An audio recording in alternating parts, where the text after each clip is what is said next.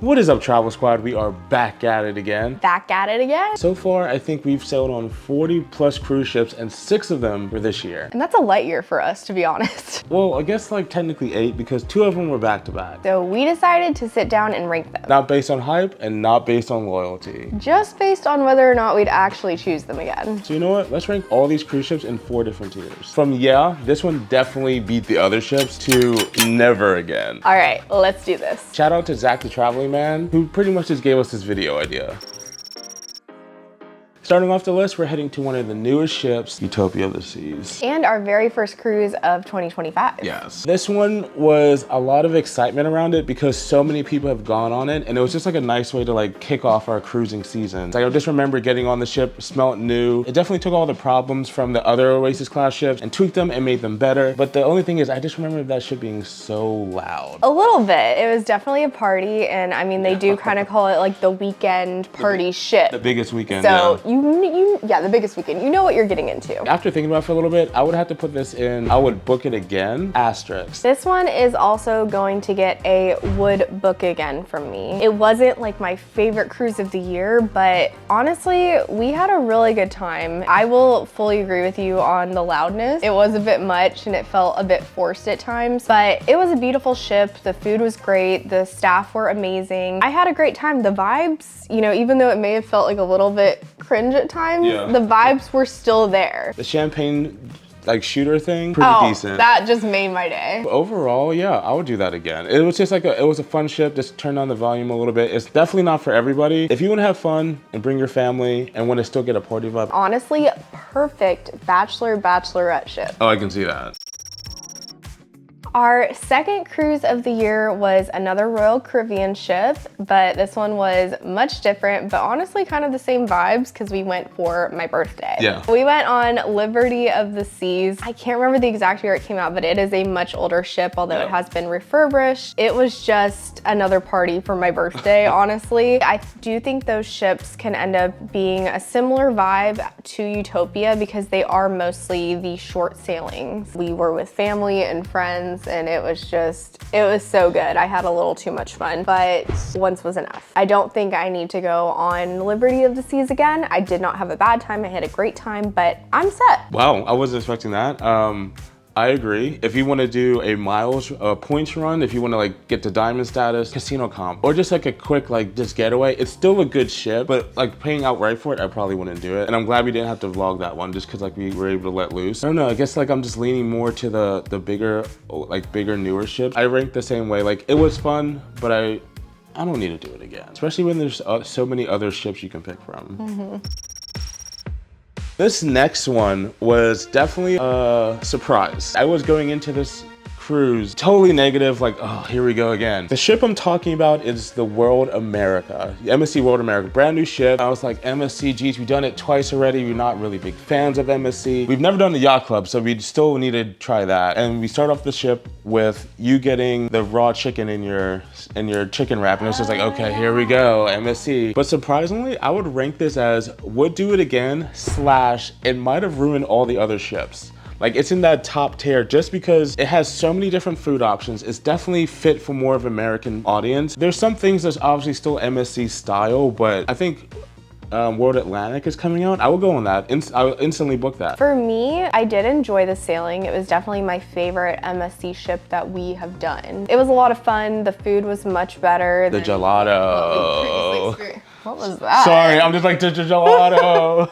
It was so good. I was about to blast off. Sorry, I had a brain blast. Okay, Jimmy Neutron. Gelato was fantastic, but for me, it's gonna be a one and done. Oh, wow, really? Yeah, it was fun, but once was enough for me. To me, it still kind of feels like a knockoff of Royal Caribbean Oasis class ships. Yeah, I mean, true. The worst thing about that ship was the speakeasy. Oh, it could have been so good though. Yeah. But I really, really love the swing that goes over the ocean. I freaking loved that thing. That was so cool. No one else has anything like that. Between that and the gelato, and then if maybe someone wanted to put me in the yacht club, I would I would get back on the World America. But as of now, it's gonna be a fun, but once was enough for me. Our next cruise of 2025 was a big first for us, or mostly for Fane. Oh, yeah. Going on the NCL Aqua, which was NCL's brand new ship. I had been on a couple of Norwegian cruise ships before this. I really enjoyed it in the past, but this was a complete first for Fane. We went in with that novelty of it, and I just had the most wonderful time on that ship. I have such a soft spot in my heart for that ship. I'm so excited for the Luna coming out next year. Our group cruise, baby. We're doing our group cruise on it. Like, I cannot say enough good things about that ship. The food, the staff, the rooms. We got to experience the Haven, so I might be a little bit biased. This one honestly ruined all other ships for me. Oh. Honestly, like, this is not a fake reaction. Like, I'm actually surprised you picked that. Really? Yes. It raised the bar high above. I feel like I've been comparing everything to the Aqua since that cruise. Dang, okay. I just loved it. I want to go back on it and experience it for like itself and not have to record. For me, I would say the Aqua falls into would book it again. I wouldn't say it's changed everything. It was amazing. The food, the wings, I would have to put an asterisk on mine just because we got to experience the Haven without really like having a room there, which was nice. But there's so many places to sit all around the outside of the ship. The pools on the side of the ship were amazing that we just hung out on. I don't know, it's just the vibe of it was pretty sick. I would, as I said, I would put it in, would do it again. The worst thing about that cruise was the pool deck. Pool super small, in the middle. Yes. It was just like a terrible design, honestly. The aqua coaster was cool. The little putt-putt games and all that. Like, this is like one of the most fun cruises we did this whole year. So much fun every single day, and also relaxing at the same time. Oh, we did the spa too. The spa, the hydrotherapy,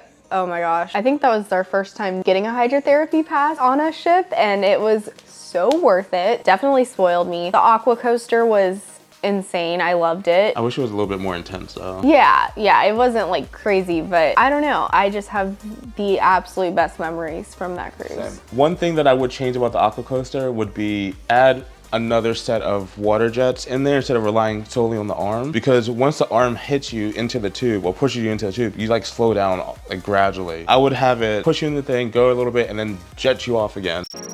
The next one might be a fan favorite, but not a fan of mine. This one just didn't vibe with us. The next cruise we went on this year was the Carnival Vista. We specifically took that 8-day cruise to be the first to go to Celebration Key. There's a lot of controversial opinions about Celebration Key that we found out after making the video. The ship itself was nice, but after experiencing the Excel class, just like trying the alchemy bar or like pick an anchor, like just like stuff like that, we realized how much they've improved on the ships. We also experienced it right after they made the changes to like the type of music and the deck parties and all that. So we also didn't get to experience the typical carnival party and all. They might have changed it now, but like it just did not hit. I will put this in, yeah, it was fun, but once was enough. I'm going to say, I'm gonna be a little harsh with this one and say, yeah, not again. I think I'm gonna jump on that. I forgot that was an option. So yeah, never again. Besides Celebration Key, which I genuinely enjoyed my time there, I just didn't really have an amazing time on this cruise ship. I mean, in my personal life, I was super stressed as well, so I think that added to it. But just coming from the Aqua onto this ship, it just like the quality, the food wasn't that great. Even like our favorites, like Pig and Anchor and Guys, like they just weren't as good as, yeah. And like we loved this Carnival Celebration, the Mardi Gras, those were fantastic ships. So for me, I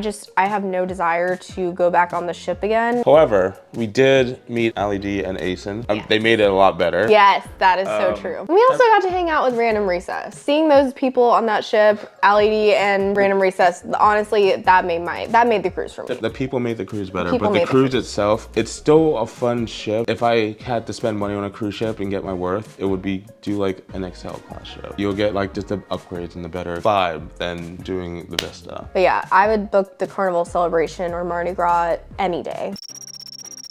This next one, honestly, we did not have booked up until the very last minute. And we swore we weren't gonna go. Swore up and down the streets. We swore we were never going on this. People asked us, we're like, no, we're not doing this. And now I'm kind of scared for 2026. The next cruise that we went on was Star of the Seas. Icon of the Seas was amazing. We thought it was overpriced, it was overhyped. But a year later, especially with the cruise industry the way it is now, we're kind of tuned to the pricing now. So it's not as much of a shock anymore, even though it's still expensive. So we're going on there thinking about it in a different way. Star of the Seas was pretty dope. We had a lot of fun the first sailing. It was so great that we ended up getting casino offer. The day before the cruise ended, we booked another sailing. So we did a back-to-back on that one as well. Yeah, they were giving out so many free cruises to people in the casino. Yeah. We jumped on it. It was a steal. It's an icon class. It has the Aqua mark. It has the best espresso martinis we've ever tried. The bartenders at the Ryan Bean that just made us shots all the time. This one set the bar and ruined the other ones. What made it special was the second sailing though, because we had Kyle and Casey, we had Trev and Chelsea, we had Chris, we had the cruising sisters. I don't know. We had Alex, Damien and Kwanda. We just had so many different people, so many Peter friends. And Kitcher on there. Adrian and Coda, Views and Q's. Like it was just like a group cruise for creators, which was amazing, and it just made it even better. Like Coco Cay was so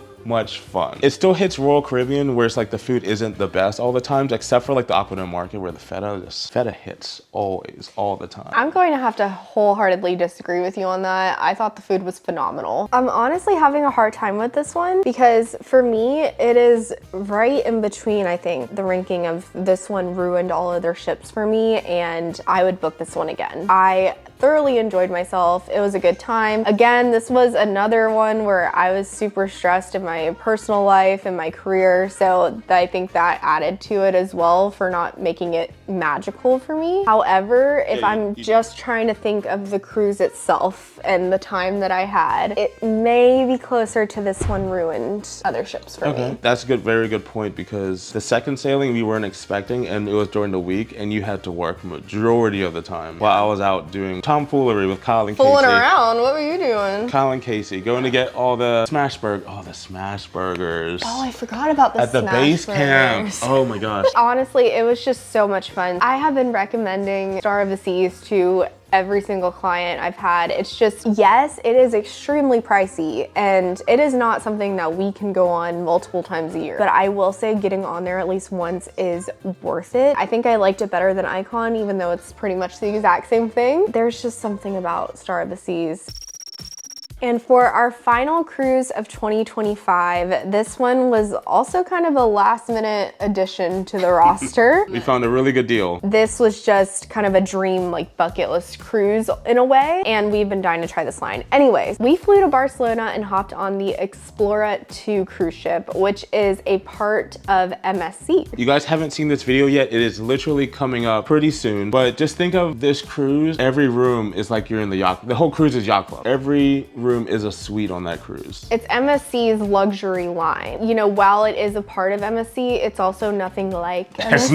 It's not. It is not. Sorry. Dang. Sorry. Chill. No, I'm just like what we experienced before, except for the World America. I would never guess it's an MSC cruise. As Faye mentioned, every single room on that ship is a suite. There's no interior rooms. Absolutely beautiful ship. The service, it's true luxury for a cruise ship. It also is a little bit more modern than some of the other luxury cruise lines. It caters to a little bit younger crowd. And the food was wonderful. Yeah. You just felt at peace from the moment that you stepped on that ship. For me, this one is going to get a would book again. It's teetering on one that ruined other ships for me. I think if I go on another like week-long Explora, because this one was only a 4-night, I think it would ruin all other ships for me. I would say book again. I wouldn't say it ruined all the other cruises. Like it was nice, the rooms were nice, you got all your alcohols included already, your Wi-Fi and all that stuff's included, and each room had a balcony, which was nice. I honestly didn't feel like I fit in 100%, but at the same time, it was still fun. Everyone was nice. Crew members were great. I would say I would book it again. Honestly though, it was just so good. And I think it is a perfect honeymoon cruise. Oh yeah. I wouldn't mind like taking that to like the Galapagos or something. Put me on there for like 15 days. Throw my phone in the ocean.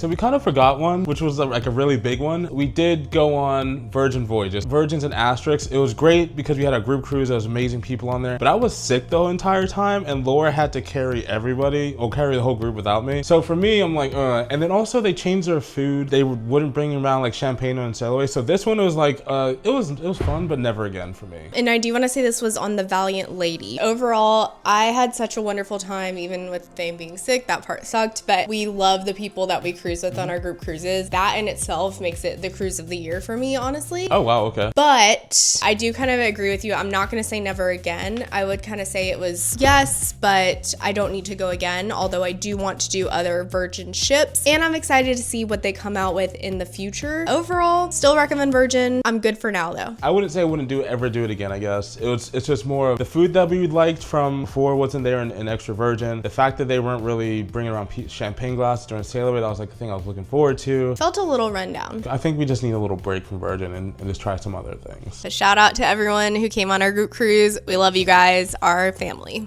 So what do you guys think about our rankings? Do you guys agree? Do you guys disagree? Is there some ships that we should try from listening to how we felt about our other ships that we've been on? Let us know in the comments down below. Tell us why we're wrong.